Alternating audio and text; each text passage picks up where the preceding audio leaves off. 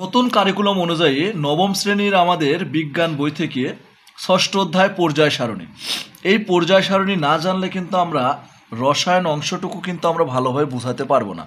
তাহলে আমাদের পর্যায় সারণীর প্রথম কথা হচ্ছে পর্যায় সারণী সম্পর্কে জানতে হবে যে পর্যায় সারণীর যে লম্বা লম্বা দাগাঙ্কিত ঘর আছে সেই ঘরগুলোকে আমরা বলবো হচ্ছে গ্রুপ।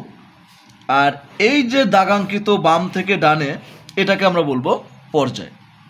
তাহলে পর্যায় সারণী থেকে দেখবে 1 2 3 4 5 6 7টা আমাদের পর্যায় আছে।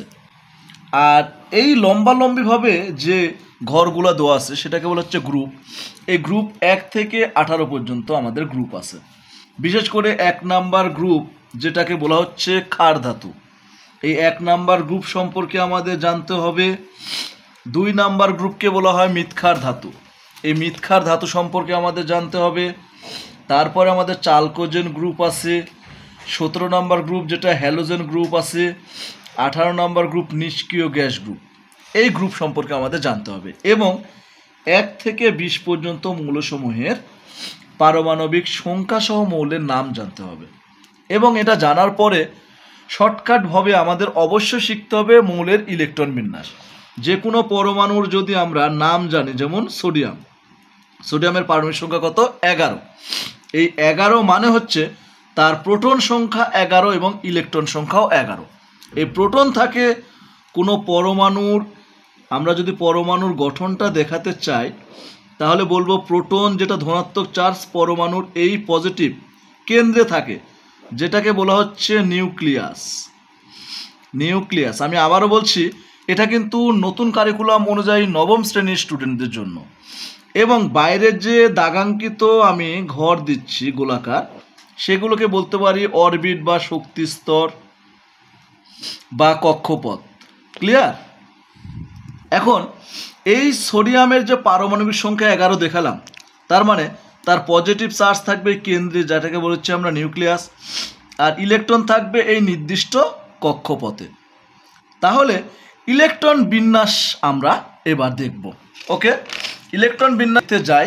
তাহলে যদি সোডিয়ামের ক্ষেত্রেই বলি সোডিয়াম, তাহলে দেখতে পাচ্ছি ইলেকট্রন বিন্যাস করলে 1s 2s 2p 3s 3p, এইভাবে আমাদের এগুলো অরবিটালি ইলেকট্রন দিতে হয়। কিন্তু ইলেকট্রন দেওয়ার আগে আমাদের চিন্তা করতে হবে ইলেকট্রন কিন্তু নিম্ন শক্তি স্তর থেকে উচ্চ শক্তি স্তরে ইলেকট্রন প্রবেশ করে। সেক্ষেত্রে আমরা কিভাবে এটা বুঝবো? আমরা একটু এইভাবে চলে আসি।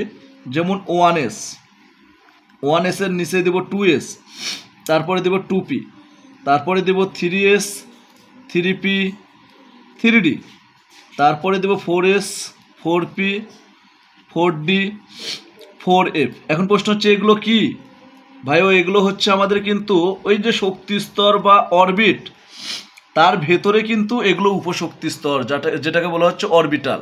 ক্লিয়ার? তাহলে ইলেকট্রন কিভাবে প্রবেশ করে বললাম? নিম্ন শক্তি স্তর থেকে উচ্চ শক্তি স্তর। শক্তি স্তর সম্পর্কে আমরা ক্লিয়ার করব আগামী পর্বে। আজকে আপাতত ইলেকট্রন কিভাবে প্রবেশ করবে সেটা আমি দেখাবো। তোমরা 1s দেওয়ার পরে 1s এর নিচে দেবে 2s, তার ডানে দেবে 2p, তারপরে দেবে 3s 3p 3d, তারপরে দেবে 4s 4p 4d 4f। এখন প্রশ্ন হচ্ছে যে নিউক্লিয়াসের বাইরের যে কক্ষপথ বা শক্তি স্তর, সেটাতে অরবিটাল থাকে 1s, দ্বিতীয় শক্তি স্তরে থাকে 2s 2p, এই দুটো অরবিটাল 2s 2p। তেমনিভাবে তৃতীয় শক্তি স্তরে থাকবে 3s 3p 3d, চতুর্থ শক্তি স্তরে থাকবে 4s 4p 4d 4f। আমি ডিটেলস আগামী পর্বে বলবো, কিন্তু আজকে ইলেকট্রন প্রবেশের ক্ষেত্রে বলবো। তাহলে তোমরা একটু কোনাকোনি করে নাও। 1s কে কেটে দাও, কেটে দিলাম। তারপরে 2s কে কেটে দাও, তারপরে 2p থেকে বরাবর টান দাও। দেখো 2p এর সাথে কিন্তু 3sও কাটলো। আমি আবারও কেটে দিব, তাহলে 3p এর পরে 4s কাটলো, তারপরে আবারও কেটে দিব, তাহলে 3d এর পরে 4p। এবার তোমরা একটু চিন্তা করো, প্রথমে কাটছো কি তীর চিহ্ন দ্বারা 1s, তাহলে 1s নাও। অর্থাৎ যে কোনো মৌলের ইলেকট্রন বিন্যাস করলে প্রথম ইলেকট্রন প্রবেশ করবে 1s এ। তারপরে কাটলা কোনটা? 2s, 2s 2s এর পরে কোনটা কাটছো? 2p, তারপরে 3s, তারপরে চিন্তা করো কোনটা 3p, তারপরে 4s, তারপরে কিন্তু 3d, তারপরে 4p। আমাদের আপাতত লাগবে না, তারপরেও আমি দেখাবো। আপাতত এই সিরিজটা মনে রাখো যে নিম্ন শক্তি স্তর থেকে উচ্চ শক্তি স্তর ইলেকট্রন প্রবেশ করে। তাহলে প্রথম নিম্ন শক্তি স্তর কোনটা 1s, তারপরে ইলেকট্রন প্রবেশ করবে 2s-এ, তারপরে 2p-তে, তারপরে 3s-এ, তারপরে 3p-তে, তারপরে 4s-এ, তারপরে 3d-তে, তারপরে 4p-তে। ক্লিয়ার? তাহলে সোডিয়ামের যেহেতু ইলেকট্রন সংখ্যা 11, তাহলে 1s ইলেকট্রন আগে প্রবেশ করবে, তাহলে 1s-এ s অরবিটাল সর্বোচ্চ ইলেকট্রন ধারণ ক্ষমতা কয়টা? 2টে, তাহলে 2টে দাও। 2s-ও s, তাহলে s-এ 2টে। p অরবিটালের সর্বোচ্চ ইলেকট্রন ধারণ ক্ষমতা কয়টা? 6টা। ওকে, তাহলে p-তে 6টা দাও। কয়টা হয়েছে ইলেকট্রন? 2 2 4 আর 6 10। এই অরবিটালে 3s অরবিটালে কয়টা দরকার তোমার? 11টা পূর্ণ হতে একটা, তাহলে একটা। p এর দরকার নাই, p বাদ।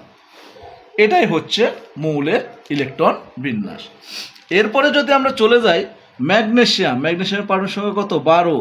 ইলেকট্রন বিন্যাস করো 1s2, 2s2, 2p6, 10 হয়েছে, 6 2 8 2 10, 3s2।